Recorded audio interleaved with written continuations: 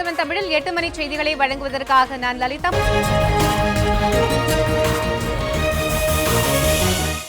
சென்னை கிண்டியில் தண்ணீர் லாரி மோதியதில் 3 கல்லூரி மாணவிகள் சம்பவ இடத்திலேயே பலியான சம்பவம் பெரும் சோகத்தை ஏற்படுத்தியுள்ளது. இன்று மதியம் கிண்டி பாலத்தில் இருந்து சைதை நோக்கி சென்ற தண்ணீர் லாரி இருசக்கர வாகனம் மற்றும் ஒரு ஆட்டோ மீது மோதியது. மேலும் பாதசாரிகள் மீதும் மோதியபடி நிற்காமல் சென்றது. இந்த விபத்தில் சாலையை கடக்க முயன்ற கல்லூரி மாணவிகள் 3 பேர் சம்பவ இடத்திலேயே உயிரிழந்தனர். மேலும் காயமடைந்த ஒரு பெண் உட்பட 3 பேர் ஆபத்தான நிலையில் ராயப்பேட்டை அரசு மருத்துவமனையில் அனுமதிக்கப்பட்டுள்ளனர். உயிரிழந்த மாணவிகள் போரூரைச் சேர்ந்த காயத்ரி, திருவொற்றியூரைச் சேர்ந்த சித்ரா, புளியந்தோப்பைச் சேர்ந்த ஆஷா ஸ்ருதி என்பது தெரியவந்தது. செல்லம்மாள் மாலை நேர கல்லூரியில் படித்து வந்த அவர்கள் கல்லூரிக்கு வரும்போது லாரி மோதி உயிரிழந்த சம்பவம் பொதுமக்களிடையே பெரும் சோகத்தை ஏற்படுத்தியுள்ளது. இந்த சம்பவம் குறித்து கிண்டி போலீசார் வழக்கு பதிவு செய்து லாரி ஓட்டுநர் ராஜேந்திரனை கைது செய்து விசாரணை நடத்தி வருகின்றனர். மாணவிகள் உயிரிழந்ததை அடுத்து செல்லம்மாள் கல்லூரிக்கு நாளை விடுமுறை அறிவிக்கப்பட்டுள்ளது. இந்நிலையில் இறந்த மாணவிகளின் உடல்கள் பிரேத பரிசோதனைக்காக ராயப்பேட்டை அரசு மருத்துவமனைக்கு அனுப்பி வைக்கப்பட்டுள்ளன. சமபோதாமா டிரைவர் போலீஸ் எடுத்துன்னு போய் அவன் ஐடிசியில் ஓடி அது உள்ளே புந்து ஓடிட்டு ஐடிசியில் டிரைவர். ஆனால் இங்கே வந்து 3 பசங்க நடந்து போன பசங்க 2 பேரும் 2 வீலர் ஆட்டோக்கார் ஃபஸ்ட்டு நடந்து நார்மலாக போயிருந்தார் ஆட்டோக்கார், நெக்ஸ்ட்டு 2 வீலர், அப்புறம் இன்னொரு 2 வீலரு, அப்புறம் 3 லேடிஸ் பசங்க, மொத்தம் 3 பேர் ஸ்பாட்லேயே அவுட்டு. பின்னாடி ஏதோ வந்து இடிக்க மாதிரி இருந்துச்சு. இடிக்கு நான் கீழே வந்துட்டு அன்கான்ஷியஸ் ஆச்சு போயிருக்கு. எல்லாரும் வந்து தூக்கமாக தான் தெரியுது. எந்திரிச்சு பார்க்கும் தான் இவ்வளோ நடந்தா தெரியுது.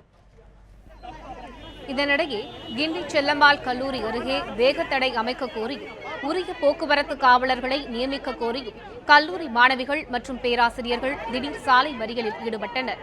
இதனால் சிறிது நேரம் அண்ணா சாலையில் போக்குவரத்து பாதிக்கப்பட்டது. இதையடுத்து உரிய நடவடிக்கை எடுக்கப்படும் என போலீசார் மற்றும் அதிகாரிகள் தரப்பில் உறுதியளிக்கப்பட்டதை அடுத்து சாலை மறியல் கைவிடப்பட்டது. சென்னை கிண்டியில் தண்ணீர் லாரி மோதிய விபத்திற்கு லாரி ஓட்டுநர் மது போதையில் இருந்ததே காரணம் என உயிரிழந்த மாணவிகளின் பெற்றோர் மற்றும் உறவினர்கள் குற்றம் சாட்டியுள்ளனர். இதுபோன்ற விபத்துக்களை தடுக்க அரசாங்கம் உரிய நடவடிக்கை எடுக்க வேண்டும் எனவும் கண்ணீர் மல்க கோரிக்கை விடுத்துள்ளனர். அவங்க அப்பா கேன்டீனில் வேலை செய்கிறாரு, அது கற்பூரம் கம்பெனியில் வேலை செய்யுது. எப்படியோ வேலை செஞ்ச கஷ்டத்தில் வந்து அந்த படிக்க வைக்கிறது.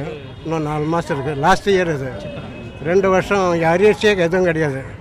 லாஸ்ட் இயர் இந்த லாஸ்ட் இயர் இது முடிஞ்சிடுச்சுன்னா அது சொல்ல நான் முடிஞ்சு போச்சுன்னா ஒன்று நம்ம காப்பாற்றுமா அப்படின்னு சொல்லிட்டு போச்சு. இந்த குழந்தை வந்து ரொம்ப அடக்கமான குழந்தை. இந்த குழந்தை முடிச்சா இந்த இதுக்கு அவங்க ஃபேமிலிக்கு ஒரு எதிர்பார்த்தோம். ஆனால் குழந்தை வந்து இந்த லாரி வந்து இப்படி வந்து பொதுமக்களை பார்க்காம அவங்க குடிச்சிட்டும் லாரி எல்லாம் ஓட்டுறாங்க. அந்த குடிச்சிட்டு ஓட்டுற லாரி ஓட்டுறதுலாம் கொஞ்சம் தயவு எப்படியாவது வந்து இந்த அரசாங்கம் வந்து அவங்கள குடித்து கண்டிப்பாக பிடிச்சி அவங்களுக்கு தக்க நடவடிக்கை எடுக்கணும். பெரிய பொண்ணு இன்ஜினியரிங் படிச்சிருக்கான், பையன் பாலிடெக்னிக் இன்ஜினியரிங் மெக்கானிக்கும் போயிட்டுருக்கான். இது 3வது வருஷம் பிகாம் படிச்சு இல்லை 12 எவ்வளோ ஆசைப்பட்டு போச்சு எல்லாம். பேரறிவாளனுக்கு விரைவில் பரோல் கிடைக்க வாய்ப்புள்ளதாக அவரது தாயார் அற்புதம்மாள் நம்பிக்கை தெரிவித்துள்ளார். வேலூர் சிறையில் அடைக்கப்பட்டுள்ள பேரறிவாளனை இன்று நேரில் சந்தித்த பின்னர் செய்தியாளர்களிடம் பேசியபோது அவர் இவ்வாறு கூறினார். எல்லாருமே தமிழ்நாட்டில் நிறைய பேர் வந்து நிறைய பிரச்சனைக்காக முதல்வர் சீக்கிரம் குணமாகி வரணும் அப்படின்னு காத்துட்டு இருக்கிறாங்க. அது எல்லாருக்குமே தெரியும். உண்மை அதான் பேசினான். இவங்க நல்ல மாதிரி சீக்கிரம் வந்துட்டாங்கன்னா நல்லதுமா. இருந்தாலும் அந்த துறை ஆளுங்கள்லாம் இதை கையில் எடுத்துகிட்டு இருக்கிறதுனால அது தானாக வேலை நடக்கும். ஏன்னா அவங்களுக்கு வந்து பேசியிருப்பாங்க, இது தொடர்பாக பேசினாங்கன்னு தான் எங்களுக்கு தகவலே வந்தது.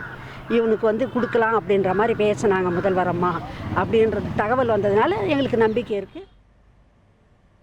எஸ்ஆர்எம் நிறுவன தலைவர் பச்சமுத்து 60 லட்சம் ரூபாய் கடன் வாங்கிவிட்டு திருப்பி தராமல் மிரட்டுவதாக நிதி நிறுவனம் நடத்தும் மகாவீரசந்த் தோஹா என்பவர் சென்னை மாநகர காவல் ஆணையரிடம் புகார் அளித்துள்ளார். சென்னை தியாகராய நகரைச் சேர்ந்த மகாவீரசந்த் தோஹா நிதி நிறுவனம் ஒன்றை நடத்தி வருகிறார்.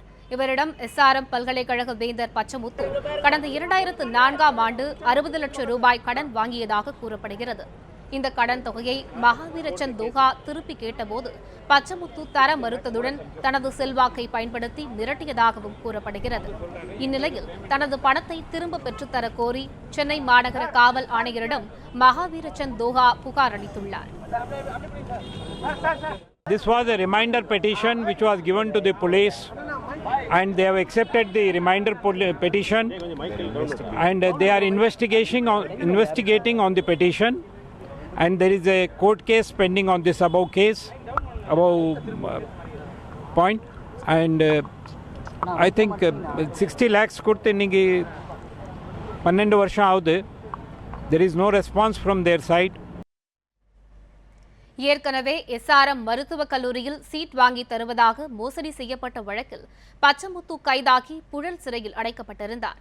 சுமார் 2 வார சிறைவாசத்திற்கு பின்னர் பச்சமுத்து நிபந்தனை ஜாமீனில் விடுவிக்கப்பட்டு தற்போது வெளியில் இருப்பது குறிப்பிடத்தக்கது.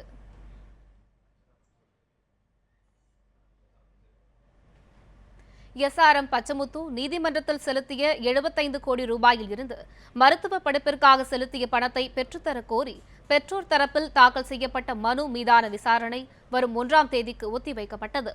மருத்துவக் கல்லூரியில் இடம் வழங்குவதாக கூறி பண மோசடி செய்த வழக்கில் சிறையில் அடைக்கப்பட்ட பச்சமுத்துவிற்கு கடந்த 8ஆம் தேதி சென்னை முதன்மை அமர்வு நீதிமன்றம் நிபந்தனை ஜாமீன் வழங்கியது. அதில் பெற்றோரிடம் மோசடி செய்ததாக கூறப்படும் 75 கோடி ரூபாயை சைதாப்பேட்டை நீதிமன்றத்தில் ஜாமீன் பெற செலுத்த வேண்டும் என நிபந்தனை விதிக்கப்பட்டிருந்தது. அதன்படி பச்சமுத்து 75 கோடியை நீதிமன்றத்தில் செலுத்தி ஜாமீனில் வெளியே வந்துள்ளார்.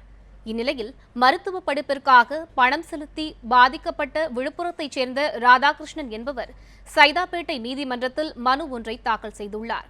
அதில் தானும் தன்னுடைய மனைவியும் ஓய்வூதிய தொகையை தனது மகனுக்கு மருத்துவ சீட் பெற பச்சமுத்து கூறியதன் பேரில் மதனிடம் கொடுத்ததாக தெரிவித்துள்ளார். அதற்கான ஆதாரங்கள், வருமான விவரங்கள் தன்னிடம் உள்ளதால் பச்சமுத்து நீதிமன்றத்தில் செலுத்தியுள்ள பிணை தொகையில் இருந்து தாங்கள் மருத்துவ படிப்பிற்காக இடம்பெற செலுத்திய 54 லட்சத்தை திருப்பித் தர வேண்டும் என மனுவில் கோரிக்கை விடுத்துள்ளார். இந்த வழக்கு இன்று சைதாப்பேட்டை நீதிமன்றத்தில் நீதிபதி பிரகாஷ் முன்பு விசாரணைக்கு வந்தது. அப்போது பச்சமுத்து தரப்பில் பதில் மனு தாக்கல் செய்ய கால அவகாசம் கேட்கப்பட்டது. இதனையடுத்து விசாரணையை வரும் 1ஆம் தேதிக்கு நீதிபதி ஒத்திவைத்தார்.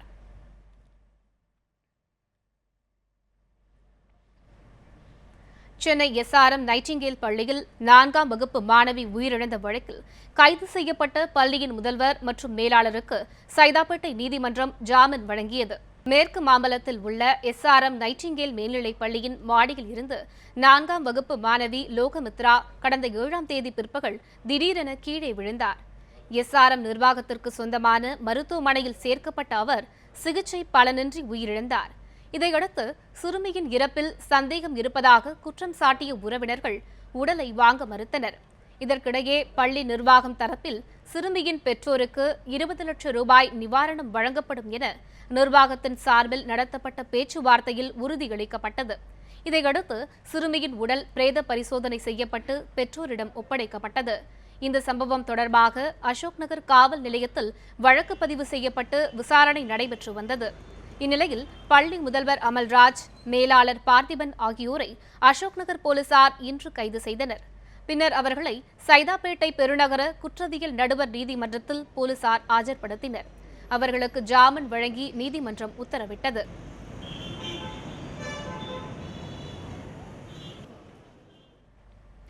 ரெமோ பட விழாவில் பேசிய நடிகர் சிவகார்த்திகேயன் முன்வைத்த புகார் தொடர்பாக நடிகர் சங்கம் ஆராய்ந்து முடிவெடுக்கும் என தென்னிந்திய நடிகர் சங்க பொதுச் செயலாளர் விஷால் பதிலளித்துள்ளார். இதுகுறித்து நடிகர் சிவகார்த்திகேயன் முன்வைத்த புகார் மற்றும் நடிகர் விஷால் அளித்த விளக்கத்தை இனி பார்க்கலாம். பார்த்துருக்கேங்க நிறையா ப்ரொடக்ஷன் ஹவுஸில் அவரோட டிசைனை வச்சுக்கிட்டு இதை கொடுங்க, இது ஆடுக்கு நல்லாயிருக்கும், இது நல்லாயிருக்கும், இது நல்லாயிருக்கும்னு கெஞ்சிக்கிட்டே இருப்பாருங்க அந்த மனுஷன். நிறையா ப்ரொடக்ஷன் ஹவுஸில் வாசல்லே நிப்பாட்டிருக்காங்க அவரை. ஆனால் அந்த கம்பெனிக்காக மட்டுமே வேலை செஞ்சுருக்கார். ஏதாவது சொத்து இருக்கான்னு கேளுங்க அந்த மனுஷன்ட்ட, சொந்தமாக கார் இருக்கான்னு கேளுங்க அவர்கிட்ட. இந்த படம் ரிலீஸ் வரைக்குங்க எவ்வளோங்க பிரச்சனை கொடுப்பீங்க? யாரெல்லாம் கொடுக்குறீங்கன்னு உங்களுக்கே தெரியும். எவ்வளோ கொடுப்பீங்க? இல்லை விடுங்கண்ணே, நான் ரொம்ப நாளாக கஷ்டப்பட்டு இருக்கேன். தயவுசெய்து நான் இங்கே வந்து நானும் அவரோ யாரையும் இது பண்ணுன்றதுக்காகவும் அதுக்காக இந்த படம் எடுக்கவே வரல. ஆடியன்ஸ் என்ஜாய் பண்ணணும், அதுக்காக மட்டும்தான் படம் எடுக்க வரோம். அதுக்கு வேலை செய்ய விடுங்க, கெஞ்சி கேட்டுக்கிறேன், வேலை செய்ய விடுங்க, அவரையும் சரி என்னையும் சரி. சிவாவோட பிரச்சனை வந்து எங்கள் பார்வைக்கு வந்தது. கண்டிப்பாக வந்து நடிகர் சங்கம் எப்போவுமே நல்லது பண்ணணுன்ற நோக்கத்தில் மெம்பர்ஸ்க்கு மட்டும் இல்லை, அது பொதுவாகவே ஆக்டர்ஸ்க்கு நல்லது செய்யணுன்ற அடிப்படையில் எப்போவுமே வேலை செஞ்சுட்டு இருக்கோம். சிவாவோட பிரச்சனைக்கு கண்டிப்பாக நல்ல தீர்ப்பு வரும். முதலமைச்சர் உடல்நலம் குறித்து வீண் வதந்திகளை பரப்ப வேண்டாம் என்று கொங்குநாடு மக்கள் தேசிய கட்சியின் பொதுச் செயலாளர் ER ஈஸ்வரன் கேட்டுக் கொண்டுள்ளார். சென்னை அப்பல்லோ மருத்துவமனையில் சிகிச்சை பெற்று வரும் முதல்வரின் உடல்நலம் குறித்து விசாரித்த பின் செய்தியாளர்களுக்கு பேட்டியளித்த அவர், முதலமைச்சரின் உடல்நிலையில் நல்ல முன்னேற்றம் இருப்பதாக O பன்னீர்செல்வமும் தம்பிதுரையும் கூறியதாக தெரிவித்தார். மருத்துவமனையில் சொன்ன செய்திகள் முதலமைச்சர் அபாய கட்டத்தை தாண்டிவிட்டார் என்றும் இன்னும் சில நாட்கள் அங்கே ஓய்வெடுக்க வேண்டும் என்ற செய்தியையும் சொன்னார்கள். கொங்குநாடு மக்கள் தேசிய கட்சியின் சார்பாக முதலமைச்சர் அவர்கள் பூரண குணமடைந்து திரும்பவும் முதல்வராக பணிகளை வேகமாக செய்ய வேண்டும் என்று மீண்டும் ஆண்டவனை பிரார்த்தித்துக் கொள்ளுகின்றோம். இதனிடையே முதலமைச்சரின் உடல் நலம் குறித்து விசாரிக்க ரிலையன்ஸ் குழும தலைவர் முகேஷ் அம்பானியின் மனைவி நீட்டா அம்பானி அப்பல்லோ மருத்துவமனைக்கு இன்று வந்தார்.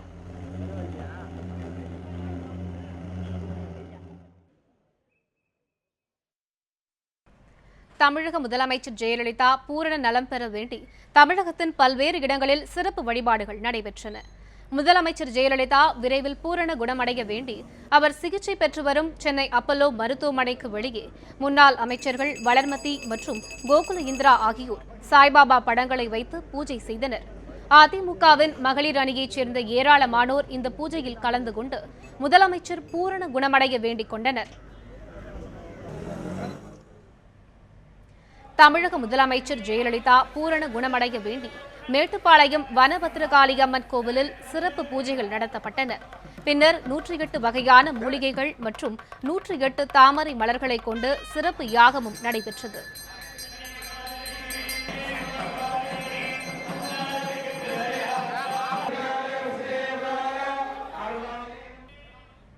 தமிழக முதலமைச்சர் ஜெயலலிதாவின் உடல்நிலை பற்றி அவதூறு பரப்பியதாக கூறி மேலும் 2 பேரை காவல்துறையினர் கைது செய்துள்ளனர். தமிழக முதலமைச்சர் ஜெயலலிதா உடல்நலக் குறைவால் சென்னை அப்பல்லோ மருத்துவமனையில் சிகிச்சை பெற்று வருகிறார். இந்நிலையில் முதலமைச்சரின் உடல்நிலை பற்றி அவதூறு வெளியிட்டதாக ஏற்கனவே 2 பேர் கைது செய்யப்பட்டனர். இந்நிலையில் ஃபேஸ்புக்கில் அவதூறு வெளியிட்டதாக கூறி தூத்துக்குடி வங்கி ஊழியர் திருமணி செல்வம், சென்னை பம்மளைச் சேர்ந்த பாலசுந்தரம் ஆகிய 2 பேரை காவல்துறையினர் கைது செய்துள்ளனர். இதனையடுத்து சென்னை ஜார்ஜ் டவுன் நீதிமன்ற நீதித்துறை 3வது நடுவர் நீதிமன்றத்தில் ஆஜர்படுத்தப்பட்ட பம்மல் பாலசுந்தரத்தை 15 நாட்கள் நீதிமன்ற காவலில் வைக்க நீதிபதி முகமது ஃபரூக் உத்தரவிட்டார். இதனையடுத்து பம்மல் பாலசுந்தரம் புழல் சிறையில் அடைக்கப்பட்டார். முதலமைச்சர் ஜெயலலிதா பற்றி வதந்தி பரப்பியதாக கைது செய்யப்பட்ட திருமணி செல்வனுக்கு மனநல பாதிப்பு உள்ளதாக அவரது தாயார் கூறியுள்ளார். அப்பல்லோ மருத்துவமனையில் சிகிச்சை பெற்று வரும் தமிழக முதல்வரின் உடல்நிலை குறித்து வதந்தி பரப்பியதாக தூத்துக்குடி மாவட்டம் வேப்பலோடையைச் சேர்ந்த திருமணி செல்வன் என்பவரை சென்னை சைபர் கிரைம் போலீசார் கைது செய்தனர். இந்நிலையில் திருமணி செல்வன் கடந்த சில மாதங்களாக மூளை அழற்சி நோயால் பாதிக்கப்பட்டுள்ளதாகவும், எனவே தமிழக அரசு அவரை மன்னித்து விடுவிக்க வேண்டும் எனவும் அவரது சகோதரி மற்றும் தாயார் வேண்டுகோள் விடுத்துள்ளனர். இந்த ஒரு தேர்வு அவனுக்கு விட்டு கொடுங்க, மாத்திரை மருந்து நிதம் கம்ப்ளீட் பண்ணிகிட்டே இருக்கான். அவன் மாத்திரை மருந்து இன்னும் 6 மாதம் சாப்பிட வேண்டியதும் இருக்குது. ஏற்கனவே 1.5 வருஷம் சாப்பிட்றான். தாழ்மை மனசோடு அவனை விடுதலை பண்ணி விடுங்க. அம்மாவாக நான் ஒரு தாயாக இருந்து ஒரு பிள்ளையை கெஞ்சி கேட்குறேன். என் பிள்ளையை எப்படியாச்சும் விடுதலை பண்ணி கருணை காட்டுங்க என் மகன் மேலே. அவன் அம்மா மேலே எந்த கோபமும் கிடையாது அவனுக்கு. அம்மானா அவன் எப்பொழுதும் பணிவாக தான் பேசுவான். அதனால் நீங்கள் தாழ்மையோடு அவனை விடுதலை பண்ணி விடுங்க. தமிழகத்தில் மக்கள் நலத்திட்டங்கள் தொடர இப்போதைய நிலை தொடர வேண்டும் என தமிழ் மாநில காங்கிரஸ் தலைவர் GK வாசன் தெரிவித்துள்ளார். சென்னையில் செய்தியாளர்களை சந்தித்த GK வாசன் முதலமைச்சர் சிகிச்சை பெற்று வருவதை அரசியலாக்க கூடாது என தெரிவித்தார். மக்களுக்கு அனைத்து நலத்திட்டங்களும் தங்கு தடையின்றி கிடைக்க வேண்டும் என்பதற்காகவும் அனைத்து துறைகளும் தொடர்ந்து செயல்படவும் இப்போதைய நிலை தொடர வேண்டும் என்றும் GK வாசன் கருத்து தெரிவித்தார். அரசாங்கம் தடையின்றி மக்கள் விருப்பத்துக்கு ஏற்றவாறு எல்லா துறைகளும் முறையாக செயல்படுவதற்கு இது அவசியம். இதில் மாற்று கருத்து இருக்க முடியாது. இந்த நிலை சுமூகமான முறையிலே மக்கள் நலன் கருதி தொடர வேண்டும் என்பதுதான் தமிழ் மாநில காங்கிரஸ் கட்சியினுடைய விருப்பம். விருதுநகர் மாவட்டம் சாத்தூர் அருகே ஓடும் பேருந்தில் ஆட்டோ ஓட்டுநர் சுட்டுக் கொல்லப்பட்ட வழக்கில் முக்கிய குற்றவாளியாக கருதப்படும் அப்துல்லாவின் தந்தை ரபீக் மதுரை நீதிமன்றத்தில் சரணடைந்துள்ளார்.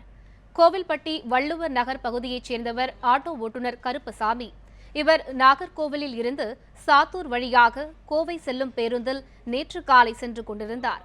சாத்தூர் அருகே படந்தாள் சோதனைச் சாவடி நிறுத்தத்தில் பேருந்து நின்றபோது மர்ம நபர்கள் இருவர் கருப்பசாமியை நோக்கி துப்பாக்கியால் சுட்டுவிட்டு தப்பி ஓடினர். இதில் இரத்த வெள்ளத்தில் கருப்பசாமி பலியானார். இந்த வழக்கில் முக்கிய குற்றவாளியாக கருதப்படும் அப்துல்லாவின் தந்தை ரபீக் மதுரை நீதிமன்றத்தில் சரணடைந்துள்ளார். அப்துல்லா கொல்லப்பட்டதற்கு பழிக்கு பழி வாங்கவே கொலை நடைபெற்றதாக போலீஸ் தரப்பில் தெரிவிக்கப்பட்டுள்ளது. சரணடைந்த ரபீக்கை மதுரை நடுவர் மன்ற நீதிபதி காயத்ரி தேவி வரும் 17ஆம் தேதி வரை நீதிமன்ற காவலில் வைக்க உத்தரவிட்டார். கொலை வழக்கு தொடர்பாக கோவில்பட்டியில் 9 பேரிடமும் தனிப்படை போலீசார் விசாரணை நடத்தி வருகின்றனர்.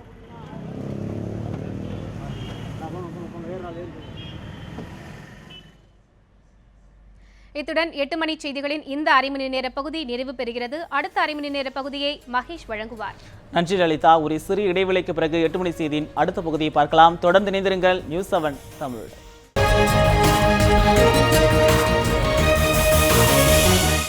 ஜம்மு காஷ்மீரில் கடந்த 3 மாதங்களாக பிரிவினைவாதிகள் நடத்தி வரும் முழு கடையடைப்பு போராட்டத்தால் உள்ளூர் பொருளாதாரம் முடங்கியுள்ளது.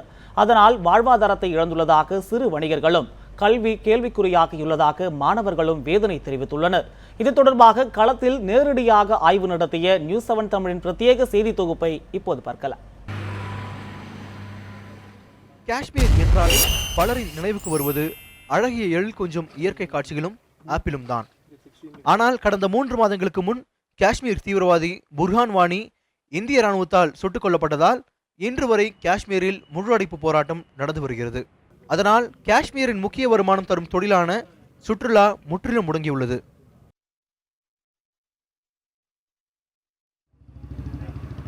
காஷ்மீர் தலைநகரம் ஸ்ரீநகரில் இருக்கும் தால் ஏரி தற்போது நாம் படகு சவாரி செய்து கொண்டிருக்கிறோம். கடந்த ஆண்டு மற்றும் செப்டம்பர் மற்றும் அக்டோபர் மாதங்களில் இந்த ஏரிக்கு மட்டும் கிட்டத்தட்ட 2 லட்சத்திற்கும் மேற்பட்ட சுற்றுலா பயணிகள் வந்தனர். ஆனால் இப்பொழுது கடந்த 3 மாதங்களாக இந்த இடத்தில் கர்ஃபியூ, அதாவது ஒட்டுமொத்தமாக போராட்டம் மற்றும் கலவரங்கள் நடக்கும் காரணத்தால் இந்த ஏரியை தற்போது காலியாக உள்ளது. ஆண்டுதோறும் அதிக அளவில் சுற்றுலா பயணிகளை கவரும் இந்த தால் ஏரியில் தற்போது 2000த்திற்கும் மேற்பட்ட படகுகள் சுற்றுலா பயணிகள் வராமல் நிறுத்தி வைக்கப்பட்டுள்ளது. இந்த சீசனில் வருகை தரும் வெளிநாட்டு சுற்றுலா பயணிகள் யாரும் வரவில்லை. அதனால் தனது வருமானம் பெருமளவில் இழக்கப்பட்டுள்ளதாக கூறுகிறார் கடந்த 30 ஆண்டுகளாக दाल ஏரியில் படகை செலுத்தி வரும் गुलाम ताहिर। जो बाहर का लोग आता है यहाँ, हमारे पास यहाँ नहीं है, कुछ ही जगह पर हम काम नहीं है और यहाँ से हम नौकरी पोकरी नहीं कर सकते हैं, तो हम यही काम करते हैं। पहले से मैं छोटा था यहाँ जसनगर में आने ये शिकारा चलाया था, मैं छोटा बहुत था उसी वक्त यहाँ से आज तक। और यहाँ डल लेक पे अंदर कोई यहाँ से अभी पढ़ाई भी कुछ नहीं है, ये बैकवर्ड इलाका मानता है डल लेक। முழுஅடைப்பு போராட்டம் காரணமாக காஷ்மீர் தலைநகர் ஸ்ரீநகரில் இயங்கி வந்த லட்சக்கணக்கான கடைகள் அடைக்கப்பட்டுள்ளன.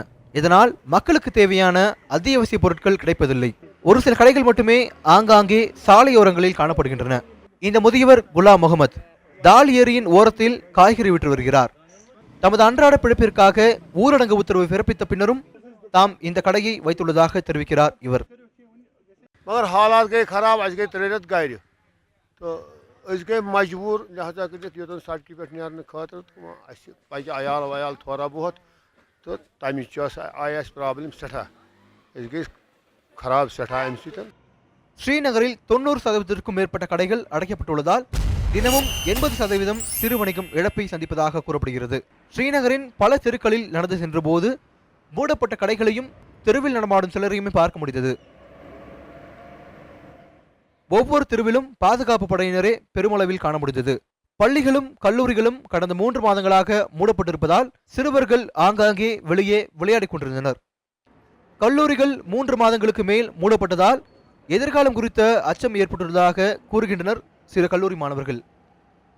पढ़ना भी नहीं आता है। घर में जब कि टीयर गैस शेलिंग होती है वहाँ पे धुआं होता है, गला सूखता है, इसलिए हमें बहुत प्रॉब्लम होती है। हम गुजारिश करते हैं कि इनसे कि एग्ज़ाम थोड़ा लेट ले ले, मार्च सेशन कर ले, जिससे हमें 12th के बाद बड़े बड़े एग्ज़ामों में दाखिल होना है। इसलिए हम वहाँ क्या कर सकते हैं जबकि हमें CET देना है, NET देना है। ஒரு சில வியாபாரிகள் கடையை திறந்தாலும் பிரிவினைவாதிகளின் மிரட்டல் காரணமாக வியாபாரிகள் மீண்டும் கடையை மூட வேண்டிய நிலை ஏற்பட்டுள்ளது. ஆனால் பெரும்பாலானோர் பகல் நேரங்களில் ஊரடங்கு உத்தரவை பின்பற்றினாலும் மாலை 6 மணிக்கு மேல் 2 மணி நேரத்திற்கு மக்களின் தேவைக்காக கடையை திறக்கின்றனர். கடந்த 3 மாதங்களாக காஷ்மீரில் நீடித்து வரும் நிலைமை இதுதான். பெரும்பாலான காஷ்மீர் மக்களை பொறுத்தவரை அமைதி வழியில் அறவழியில் இதுபோல போராட்டத்தில் ஈடுபட்டாலும் வெகு சிலர் மட்டுமே வன்முறை கையாள்கின்றனர். அதனால் பெரும்பாலான காஷ்மீர் மக்களை பொறுத்தவரை இந்த பிரச்சனைக்கு பேச்சுவார்த்தை மூலமாக தீர்வு காண வேண்டும் என்பதே அவர்களது கோரிக்கையாக உள்ளது. ஒளிப்பதிவாளர் நதிமுடன் சஞ்சீவி, நியூஸ் 7 தமிழ், ஸ்ரீநகர்.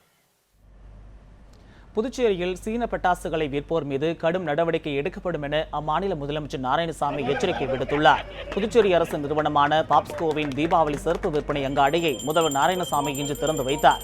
பின்னர் பேசிய அவர், தீபாவளி பண்டிகைக்கு தேவையான உணவுப் பொருட்கள் மற்றும் பட்டாசுகள் மலிவான விலையில் விற்கப்படும் என தெரிவித்தார். மேலும் சீன பட்டாசுகளை விற்போர் மீது கடும் நடவடிக்கை எடுக்கப்படும் என்றும் நாராயணசாமி எச்சரிக்கை விடுத்தார். சீன பட்டாசுகள் நம்ம இந்திய நாட்டில் தடை செய்யப்பட்டிருக்கு. குறிப்பாக புதுச்சேரி மாநிலத்தில் தடை செஞ்சிருக்கிறோம். சீன பட்டாசுகளை யார் வெளி மார்க்கெட்டில் விற்றாலும் அது கடுமையாக எங்களுடைய அரசு நடவடிக்கை எடுக்கும்.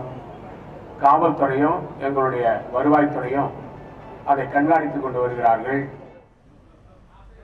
விவசாயிகளுடனான ஆலோசனை கூட்டத்தில் எடுக்கப்பட்ட முடிவுகள் தமிழக அரசுக்கு அனுப்பி வைக்கப்படும் என திமுக பொருளாளர் மு.க. ஸ்டாலின் தெரிவித்துள்ளார். சென்னை கோபாலபுரத்தில் செய்தியாளர்களிடம் பேசிய அவர், அரசின் நடவடிக்கையை பொறுத்தே திமுகவின் அடுத்த கட்ட நடவடிக்கை அமையும் என்றும் தெரிவித்தார்.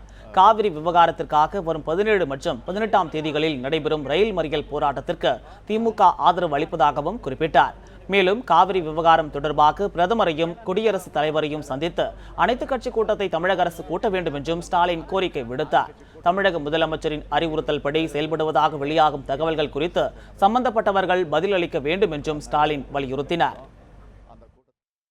சட்டமன்றத்தை கூட்டி அவசர தீர்மானமாக ஒரு சிறப்பு தீர்மானமாக ஒன்றை நிறைவேற்ற வேண்டும். மூன்றாவதாக மத்தியில் இருக்கக்கூடிய ஆட்சி தலைமையேற்று இருக்கக்கூடிய பிரதமர் மோடி அவர்களையும் முடிந்தால் ஜனாதிபதி அவர்களையும் சந்தித்து பேசுவதற்கு இங்கே இருக்கக்கூடிய அனைத்து கட்சி தலைவர்கள், விவசாய சங்கத்தினுடைய பிரதிநிதிகளை அழைத்து கொண்டு செல்ல வேண்டும். இது அரசு முன்னிருந்து செய்ய வேண்டும். ஆக இதை அரசுக்கு நாங்கள் அனுப்பி வைக்க இருக்கிறோம். அரசினுடைய பதில் வந்ததற்கு பிறகு அடுத்த கட்ட நடவடிக்கை குறித்து காவிரி நதிநீர் பிரச்சனையில் மத்திய அரசு தமிழகத்தை திட்டமிட்டு வஞ்சித்துள்ளதாக நாம் தமிழர் கட்சியின் தலைவர் சீமான் குற்றம் சாட்டியுள்ளார். தமிழ்நாடு என்ற பெயர் வேண்டி உண்ணாவிரதம் இருந்து உயிர் நீத்த தியாகி சங்கரலிங்கனாரின் 60ஆம் ஆண்டு நினைவு நாளையொட்டி சென்னை கிண்டியில் உள்ள தியாகிகள் நினைவிடத்தில் உள்ள அவரது சிலைக்கு நாம் தமிழர் கட்சி தலைவர் சீமான் மாலையிட்டு மரியாதை செலுத்தினார். இதனையடுத்து செய்தியாளர்களிடம் பேசிய அவர், காவிரி பிரச்சனையில் மத்திய அரசு தமிழகத்தை திட்டமிட்டு வஞ்சித்துள்ளதாக தெரிவித்தார். மேலாண் வாரியம் அமைக்கணும்னு உச்சநீதிமன்றம் பலமுறை சொல்லி அதையே நீங்கள் கண்டுக்கிறதே இல்லைன்னு அழுத்தம் கொடுத்த பிறகு சொல்லுவது இது ஒரு அற்ப தேர்தல் லாபத்துக்காக, அரசியல் வெற்றிக்காக. இது கர்நாடக மாநிலத்தில் 2 கட்சிகளும் வலிமையாக இருக்கிறதுனால அந்த லாபத்துக்காக இந்த இன மக்களின், தமிழ் இன மக்களின் உரிமையை அவங்க புறக்கணிக்கிறாங்க, நிராகரிக்கிறாங்கிறத யதார்த்த உண்மை. அதை உணராமல் யாரும் இல்லை. இப்போ தமிழ்நாட்டில் எல்லாருக்கும் தெரியுது, இந்த திட்டமிட்டு நம்மளை வஞ்சித்துட்டாங்க, துரோகம் செஞ்சுட்டாங்கன்னு தெரியுது. அக்டோபர் 17 மற்றும் 18ஆம் தேதிகளில் தமிழகத்தில் நடைபெறவுள்ள தொடர் ரயில் மறியல் போராட்டத்தில் 10,000க்கும் மேற்பட்டோர் பங்கேற்பது என தமிழ்நாடு விவசாயிகள் சங்க கூட்டத்தில் முடிவு எடுக்கப்பட்டது. திருவாரூர் மாவட்டம் திருத்துறைப்பூண்டியில் காவிரி மேலாண்மை வாரியம் அமைப்பதற்கு எதிர்ப்பு தெரிவிக்கும் மத்திய அரசை கண்டித்து நடைபெறும் தொடர் ரயில் போராட்டம் குறித்து தமிழ்நாடு விவசாயிகள் சங்கத்தினர் ஆலோசனை நடத்தினர். அப்போது திருத்துறைப்பூண்டி பகுதியில் விவசாயிகள், விவசாய கூலி தொழிலாளிகள் உட்பட 10,000க்கும் மேற்பட்டோர் ரயில் மறியல் போராட்டத்தில் பங்கேற்பது என முடிவு செய்யப்பட்டது. மேலும் காவிரி மேலாண்மை வாரியம் மற்றும் நீர் பங்கீட்டு ஒழுங்காற்று குழு அமைக்க மறுக்கும் மத்திய அரசிற்கு கண்டனம் தெரிவிக்கப்பட்டது.